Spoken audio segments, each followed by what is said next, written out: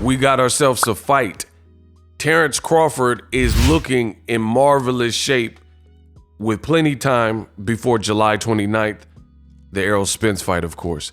That's what I want to talk about in this video. What up, Fight World? It's your boy Ego, and I'm back with some more boxing, often imitated, but never duplicated. Ego Weight Watchers, aka Ill, where I give you a look into the fighter lifestyle before, after, and progress picks, especially when they have an upcoming fight. Need I say more? July 29th, welterweight, a glamour division, undisputed. It's about to go down. Ego Weight Watchers, best in the business here. Now, these pictures leaked. They were taken during the New York or Los Angeles press tour stop with Terence Crawford and Errol Spence. Showtime is in charge of it, PBC, and these BTS photos leaked of Terence Crawford by the green screen. So what typically happens in major fights like this is you'll have a green screen and the Showtime crew or whatever crew's putting it on, and they'll shoot basically promo footage in front of a green screen, and then they can have their effects guys, their CGI people, put like whatever background, so make it look like they're in Las Vegas or whatever. So you see that really with all the big fights. They want the fighters, you know, if they have belts, stuff like that. And it's usually for a trailer that they air on, let's say DirecTV or whoever, you know, Spectrum. And these pictures come from that, the promo BTS footage. They like to do the green screen thing. Now, Terence Crawford he looked big. Like, he looked bigger than we've ever seen him. And this is in plenty, like at the time these photos were taken, maybe about 50 days until the event. So he got a lot of time to actually shave weight, but he looked like he bulked up and worked on, you know, kind of size. He's working with the snack gym, and this is the fullest that we've really seen Terence Bud Crawford. Now, the funny thing is, when Terence Crawford knocked out Julius Ndongo, becoming undisputed at 140, I distinctly remember there were a section of boxing fans that believed that Terence Crawford would not have similar success to what he had at 35 and 40 because they deemed him, quote, too small. He was too skinny. I tell you guys all the time, skills pay the bills, and boxing fans, most boxing fans don't know ish about boxing. And what they do is they don't really understand the sweet science. So they rely on cues that are not really indicative of the talent of the fighter or who's going to win a fight. Things like triangle theories. People will put up triangle theories to surmise who will win a fight, or just simple things you can see. Like, I also blame Hollywood, and I'm going to explain. Movies like Creed. Whenever there's a movie like Creed or Southpaw with Jake Gyllenhaal, you usually see the Jake Gyllenhaal, Michael B. Jordan character bulk up for the role. And that's not even really the typical boxing prototype.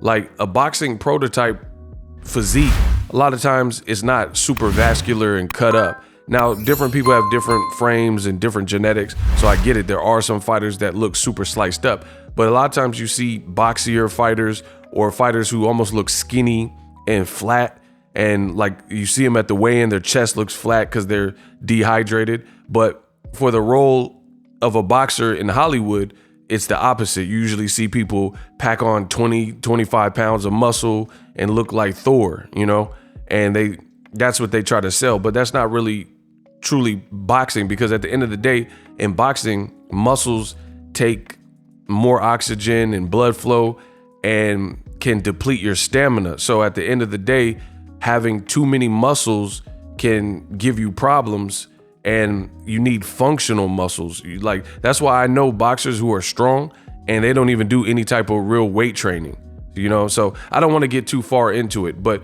the bottom line is, I personally knew Terence Crawford would be fine because he has skills, and they go for the low-hanging fruit.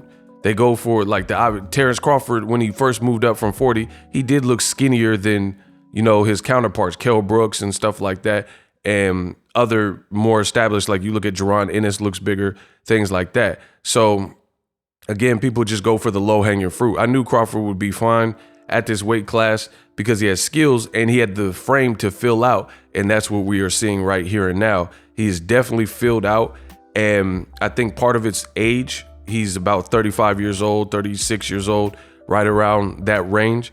And as you get older as a man, your metabolism slows. Natural productions like testosterone usually decrease, things like that. So I remember, like, even myself, it was when I was younger, when I was like 20, 21, it was super, I could eat whatever I want, and it was super hard to gain any type of weight.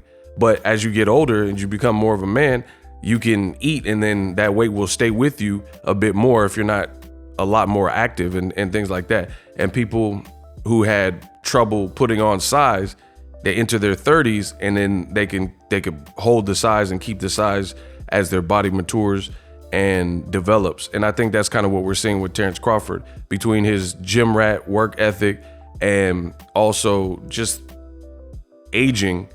I think he's been able to hold size a bit better, whereas before at 35 and 40, you know, he probably did kind of crazy workouts and it was hard to keep that like muscular bulk look. But he looks, you know, he looks in shape. He looks ready to go. And I'm looking forward to this fight. I got an Errol Spence Ego Weight Watchers video coming soon. Errol Spence also in tremendous shape, so stay tuned to that. You don't want to miss a thing. I'm going to be covering this fight extensively and detailed because this is what I live for. Big fights, fights that mean something, and things that excite me. I'll push the envelope even more. I'll stay up even later. I'll work even harder because I really get motivated by things that I actually like and appreciate. Spence versus Crawford is one of those fights. Ego Weight Watchers, and I'm out. Introducing Super Thanks.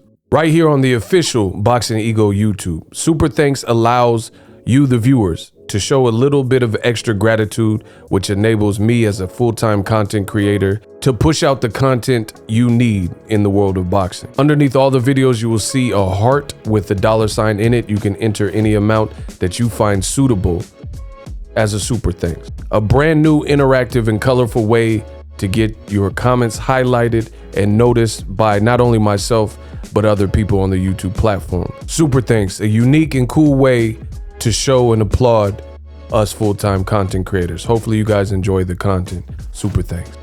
The future is now. The Hibernation 5s by Kenichi Bear. Hybrid gaming and lifestyle headphones. Out of the box, you can connect to any console or PC. Bluetooth ready with a low latency USB adapter, color RGB, and extreme bass mode. The Hibernation 5s adjust to you. Whether you need a gaming, travel, gym, or lifestyle headphones, the Hibernations got you covered. The new Hibernation 5s, link in the description. Customize the way you hear the world. Welcome to the nation.